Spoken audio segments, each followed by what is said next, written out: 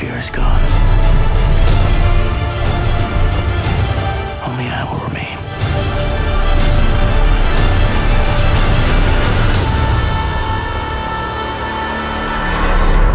This is only the beginning. Bonjour tout le monde, bienvenue pour cette nouvelle vidéo dans laquelle nous allons parler de Dune partie 1. Je refais cette vidéo parce que disons que j'ai eu un petit souci de son. J'ai tenté, tant bien que mal, de masquer le micro que vous voyez bien évidemment ici. Sauf que je l'ai masqué dessous. Ça n'a pas marché puisque le son était pas mauvais en soi, c'est juste qu'on entendait les petits frottements, ce qui est vraiment dommage. Donc tant pis. J'avais tenté, mais ça marchait très bien. Puis finalement, le rendu est catastrophique. Donc nous allons fonctionner comme ceci. Nous partons. Alors je vais essayer de faire. On va faire un petit point. Je vais essayer de faire des vidéos un petit peu plus courtes parce que c'est vrai qu'elles sont un peu longues. Il y a plus long qui existe, hein, mais disons que je pense qu'il y a moyen de raccourcir les choses. Voilà, si vous me voyez habillé de la même façon dans les prochaines vidéos, c'est normal, c'est parce que je vais certainement tourner beaucoup de vidéos là. Donc voilà, pourquoi vous pourrez certainement me voir habillé très souvent de la même façon. Donc, Dune partie 1, à l'occasion de la sortie de Dune partie 2, qui sort le 28 février. Au moment où je tourne la vidéo, on est lundi du 26. Donc, je voulais à la base sortir cette vidéo mercredi, peut-être qu'elle sortira mercredi du coup, puisque je tourne le lundi, je retourne pour le mercredi, donc il y a moyen qu'elle sorte le jour J de la sortie de Dune 2, j'espère que je réussirai. Si c'est pas le cas, veuillez m'excuser.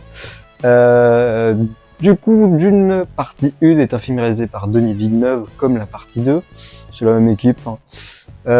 Du coup j'ai quand même pris des notes. Alors les notes, elles sont un petit peu pliées parce que du coup j'avais déjà tourné la vidéo, du coup j'avais mis ça à la poubelle. J'ai récupéré, ne vous inquiétez pas, c'est en très bon état. C'est juste que je l'ai mis en boule quoi.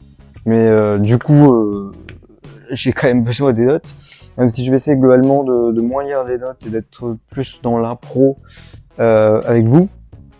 Donc c'est quand même un film qui est long, d'une partie parce qu'il dure 2h30, il est sorti le 15 septembre 2021 au fait. Pas après la crise du Covid, même si on sortait à peine parce que en termes de cinéma c'était compliqué. C'est sorti dans une période assez compliquée. Je sais pas combien il a fait au box-office France, il a fait 3000,1 millions, donc c'est très très bon. Très très bon, je dirais.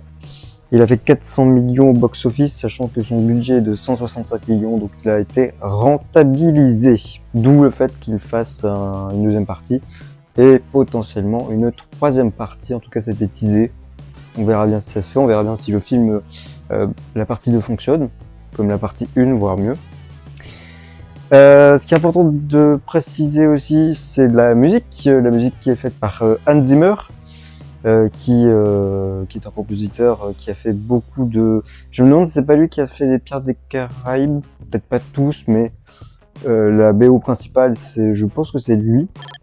J'espère que je dis pas de bêtises. Sinon, c'est les films de Christopher Nolan, globalement, sauf Tenet et Oppenheimer, où c'est Ludwig Göransson qui a fait la BO des deux derniers films de Christopher Nolan à être sortis. On en parlera bien sûr. Pour commencer, globalement, du coup, j'ai noté que la BO dans ce film apporte quelque chose de très positif. La volonté de Denis Villeneuve dans ce film, c'est d'ouvrir la saga Dune. Donc, il fallait trouver déjà une musique qui reste en tête, et c'est le cas. De toute façon, il fallait trouver un compositeur qui puisse être capable de faire ça, et Hans Zimmer est totalement capable de faire ça, bien sûr. Bien sûr, le côté visuel, le côté créativité visuelle, fonctionne très bien. C'est un ensemble avec la musique, le visuel, qui fonctionne parfaitement bien. Après, moi, j'ai un petit défaut avec ce film. C'est pas tellement le film, en fait, c'est plus l'histoire. Je sais pas si c'est du fait que ce soit une adaptation d'un bouquin. D'ailleurs, c'est un bouquin de Frank Herbert. Il est sorti en 1965. Il y en a eu plusieurs, t'avoue. Mais je sais pas si c'est le fait que ce soit une adaptation, que ce soit un peu plus dur pour moi du coup de rentrer dans l'histoire, plus que Star Wars, parce que Star Wars C'est George Lucas et c'est lui qui le réalise, le premier en tout cas, à être sorti. Donc ouais, l'histoire pour moi a été un petit peu compliquée. J'avoue que j'ai eu du mal à rentrer dans le film et que j'ai trouvé parfois le film très chiant. En fait, je me suis un peu fait chier de temps en temps dans le film. Ce qui n'enlève rien au côté grandiose et très impressionnant du film, notamment quand on a le ver géant qui rentre même pas suffisamment dans le cadre, qui rentre pas entièrement dans le cadre, ce qui fait qu'on te montre encore plus que c'est géant, puisqu'en plus on a les petits humains qui sont en train de courir juste devant.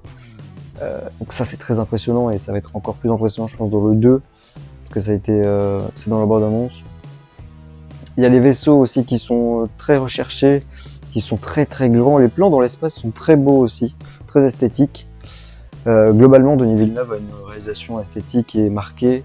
C'est le cas dans Blade Runner 2049, je crois que c'est ça le titre, et dans Premier Contact aussi. Donc on pouvait s'attendre à quelque chose qui fonctionne, ça fonctionne visuellement, parce que après je me fais chier comme un rat mort. Je suis incapable de vous résumer l'histoire. Personnage, je retiens que Paul Atreides, la méthode d'Atreides, c'est tout. J'ai même pas le nom de l'empereur, j'ai rien. Pourtant, j'ai revu le film pour la critique. Pour moi, ce film passe, pas visuellement, mais le film et son histoire aux oubliettes dès que je l'ai vu. Pourtant, visuellement, il est absolument fantastique et les musiques sont en tête. Pas la musique principale, la BO. Et pourtant, le reste, je n'y arrive pas du tout. Il y a une première adaptation en 1984 qui est sortie, qui est globalement c'est pas terrible, au niveau effets spéciaux, c'est un peu horrible, surtout quand le premier truc que j'ai vu qui est absolument horrible, c'est quand ils se battent. C'est un espèce de cube dégueulasse. Non, là vraiment c'est là que je me suis dit, ah ouais. Ok, c'est quelque chose quand même. Ça c'est quelque chose à dire, c'est vrai que en note presse, ce film-là, d'ailleurs, je ne pensais pas que c'était à ce niveau-là, a très bien plu, notamment à la presse. On est à 4 étoiles sur 5, qui est plutôt rare sur Allociné. 4,2 pour les spectateurs. Il s'est bien maintenu sur la note. Il y a des films qui commencent très haut et puis qui au fur et à mesure descendent. Certains plus que d'autres. Mais là, je sais pas à combien il a commencé, mais à mon avis, il était déjà très haut. Donc non, franchement, c'est notable.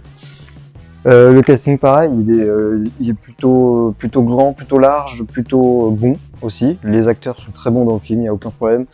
Timothée Chalamet, Rebecca Ferguson, Oscar Isaac, Jason Momoa, Zendaya. Même si Zendaya, on la voit vraiment pas beaucoup dans ce premier film. Sinon, le reste fonctionne très bien. Il n'y a aucun souci avec le casting.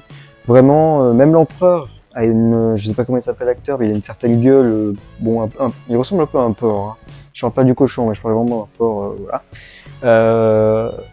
Qui, quand il se lève, il monte hyper haut, alors que, en fait, c'est surtout, je sais pas si c'est lui qui est grand ou si c'est sa cape qui descend, sa robe qui descend et qui est très longue, très grande. Donc, ouais, c'est plutôt cool. C'est vrai que dans des histoires comme ça, j'aime beaucoup avoir un grand méchant. Et c'est le cas. Donc, pour moi, Dune fonctionne, mais je ne sais pas pourquoi. Ce film, je l'oublie facilement. Il y a rien, enfin, je vous en parle parce qu'il y a 2-3 éléments qui quand même sont dans ma tête, mais l'histoire globalement du film, je ne l'ai toujours pas. Je ne comprends pas pourquoi. Je pense que c'est juste que j'ai du mal à m'intégrer à l'histoire, ce qui arrive et c'est comme ça et on peut pas y faire grand chose, mais c'est dommage. C'est dommage. J'ai noté aussi qu'on jouait beaucoup sur la lumière avec le soleil. Enfin, c'est pas une lumière naturelle, pas tout le temps en tout cas. Mais dans le désert, c'est un vrai décor, etc. Ça, il aime bien Denis Villeneuve. Il voulait que ce soit un vrai décor. Pareil dans le 2. Donc il y a des effets visuels techniquement qui sont un peu plus compliqués à gérer du coup. C'est vrai qu'il y a beaucoup de plans d'ensemble, aussi de plans larges, qui parfois peuvent rappeler le côté Seigneur des Anneaux. Juste sur cet aspect-là, hein, parce qu'après ça n'a rien à voir. Donc non, vraiment bonne réal, bon casting, bonne musique, globalement un bon film, mais j'ai du mal à m'intégrer à l'histoire. Et encore une fois, je ne vois pas vraiment d'où vient le problème, parce que Voilà, je pense que tout le monde ne peut pas s'intégrer à cette histoire, et c'est mon cas. Voilà, je pense que c'est ça, globalement. Truc aussi sur... je vais m'arrêter là. C'est sur les échecs et réussites de Paul. Paul, on est au courant dès le début, et Paul aussi, qu'il a des pouvoirs, qu'il est un petit peu l'élu. Mais il doute, et ces doutes font qu'il a beaucoup d'échecs. Il n'arrive pas de suite à une réussite, et c'est ça qui est bien, c'est de voir aussi les échecs du personnage. Même à un moment donné, on pense qu'il a réussi, et puis t'as sa mère qui lui dit ta voix était pas terrible, c'est pour ça que ça a raté. Ah oui, il a raté, c'est vrai que du coup, ok. Donc encore un échec. Et du coup, c'est bien d'avoir ces échecs et non pas comme on a parfois l'habitude de voir trop rapidement des réussites. Donc ça, c'est un bon point. Et c'est bien de le dire. Voilà, j'ai fait, je crois, 11 minutes de vidéo, ce qui est très court, c'est la plus courte critique, et je vais essayer de faire comme ça à chaque fois. Si j'ai plus de choses à dire, ça sera autrement. Voilà. J'espère que cette vidéo critique vous aura plu. Si c'est le cas, surtout, n'hésitez pas à vous abonner. Ça me ferait très plaisir. Je fais un petit placement, pas un placement de produit, mais un placement pour la chaîne Tipeee qui est ouverte. N'hésitez pas si vous voulez me soutenir, ça m'aidera énormément. Surtout que pour commencer sur YouTube, on va pas se mentir, il y a 0 revenu, ce qui est logique pour le moment. Et également, ça soutient le projet de Evol Originel. J'en ai parlé dans la première vidéo, si vous voulez savoir ce que c'est, je vous invite à aller la voir avec un autre micro, un autre éclairage, mais vous pouvez aller la voir quand même, si vous voulez savoir ce qu'est Evol Originel. Voilà, merci d'avoir regardé cette vidéo, je vous retrouve pour une prochaine vidéo critique ou réaction sur la chaîne. Portez-vous bien, ciao!